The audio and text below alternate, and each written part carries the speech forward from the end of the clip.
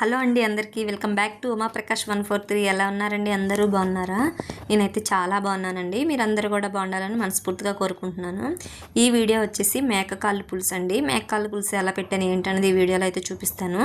Video last వరకు చూడండి, ఎక్కడ స్కిప్ చేయొద్దు. నేను వీటి గురించి అయితే 4 మేకకాళ్ళు అయితే తీసుకున్నానండి.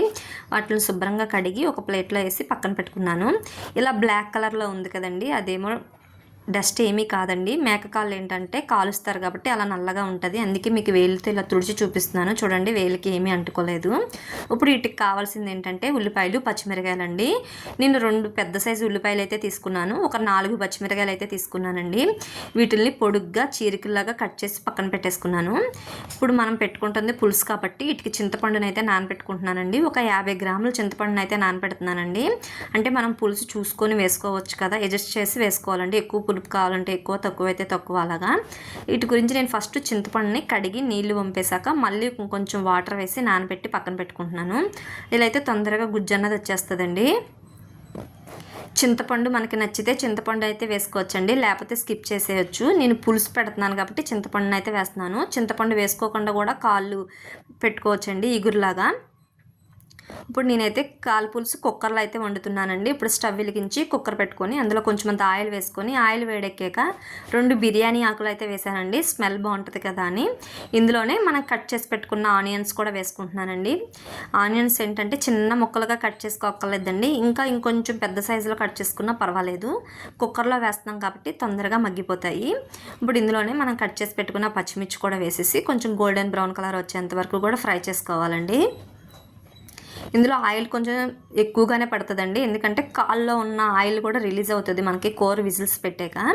ఇప్పుడు ఇందులో ఏంటంటే ఒక స్పూన్ అల్లం వెల్లుల్లి పేస్ట్ అయితే వేసుకుంటున్నానండి. అల్లం వెల్లుల్లి పేస్ట్ నేను ఒకసారి మిక్సీ పట్టి స్టోర్ చేసుకుంటాను. అందులో ఉప్పు, పసుపు వేస్తానండి, అందుకే ఎల్లో కలర్లో ఉందనమాట. ఇప్పుడు అల్లం వెల్లుల్లి పేస్ట్ కూడా వేసాక పచ్చివాసన పోయేంత వరకు కూడా ఫ్రై చేసుకున్నాక మనం క్లీన్ చేసి పెట్టుకున్న కాళ్ళు కూడా వేసుకోవాలండి. మేక కాళ్ళు కూడా వేసేసుకొని అందులోనే టేస్ట్కి సరిపడా ఉప్పు, కారం, పసుపు అవి కూడా యాడ్ చేసుకోవాలి. మనం కారం ఏంటంటే స్పైసీ తనానికి తగ్గట్టు వేసుకోవాలండి. ఇందులో కొంచెం కారం ఎక్కువగానే పడుతుంది. మనం పచ్చిమిర్చి వేసాం కదా, కారం చూసి వేసుకోండి. ఇవన్నీ వేసాక చక్కగా కాలుకు పట్టేలాగా అన్నీ కూడా కలుపుకోవాలండి అనమాట. ఉప్పు కారం అంతా కూడా మేకాలకు పట్టేలాగా చక్కగా ఒక 5 నిమిషాల పాటు కలుపుకోవాలి.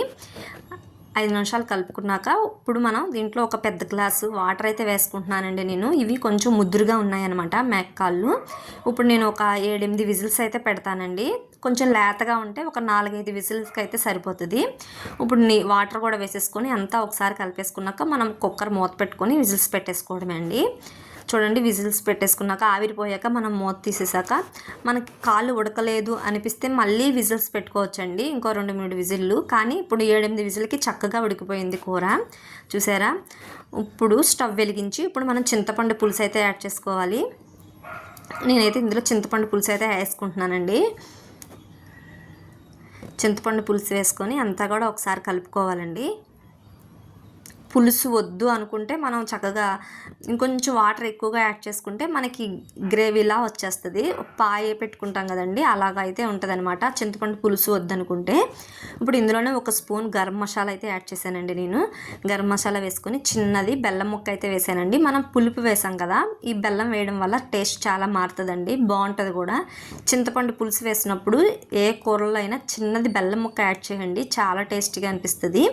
ఇప్పుడు చక్కగా చింతపండు పులుసు, చిన్న బెల్లం ముక్క, గరం మసాలా అంతా వేసాం కదండి. ఒక 10 నిమిషాల పాటు ఉడికించుకోవాలి. 10 నిమిషాలు ఉడికాక లాస్ట్లో కొంచెం కొత్తిమీర వేసి ఒక 5 నిమిషాలు ఆగాక స్టవ్ ఆఫ్ చేసేసుకోవడం అండి. మనకి స్టవ్ ఆఫ్ చేసే ముందు కొంచెం పలచగా అనిపిస్తుంది పులుసు. ఒక 10 నిమిషాలు ఆగాక చక్కగా చిక్కబడుతుందండి, దగ్గరగా వస్తుంది అనమాట. మేకకాళ్ళ పులుసు అయితే రెడీ అయిపోయిందండి. ఒకసారి ఈ పద్ధతిలో ఒకసారి మీరు కూడా ట్రై చేయండి, ఎలా వచ్చిందో కామెంట్ చేయండి.